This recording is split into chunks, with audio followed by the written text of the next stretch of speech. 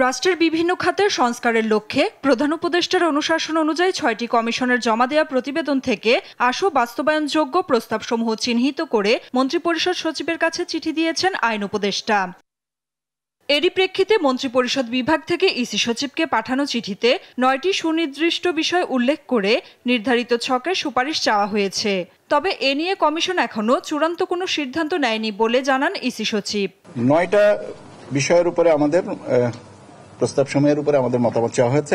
আমরা যত দ্রুত সম্ভব এটাকে আমাদের এখানকার সুপারিশগুলো সন্নিবেশ করে পাঠাতে পারব। সংস্কার চলমান প্রক্রিয়া, এতে জাতীয় নির্বাচন ব্যাহত হবে না বলেও জানান তিনি। বলেন, আগামী ডিসেম্বরে ভোট ধরে প্রস্তুতি নিচ্ছে ইসি। নির্বাচন এফেক্ট করবে কিনা এটা তো নির্ভর করছে অনেকগুলো প্রস্তাবনার বিষয়ের উপরে। তবে আমাদের দিক থেকে তাগিদটা হচ্ছে যে কোনো একটা জিনিস আসলে সেটা তাড়াতাড়ি নিষ্পত্তি করে দেওয়া, যাতে জিনিসটা যে ডিসেম্বরে যেটা আমাদের কথা হচ্ছে আগাগোড়াই যে জাতীয় নির্বাচন ডিসেম্বর, সেই ডিসেম্বরকে টার্গেট রেখে আমাদের এই জিনিসগুলো কাজ করা ব্যবস্থাটা আমাদের দিক থেকে। এই ৯টি বিষয়ের মধ্যে কয়েকটি কেবল ইসির কাছে, বাকিগুলো ইসির পাশাপাশি আইন, সংসদ ও বিচার বিভাগের কাছে মতামত চাওয়া হয়েছে।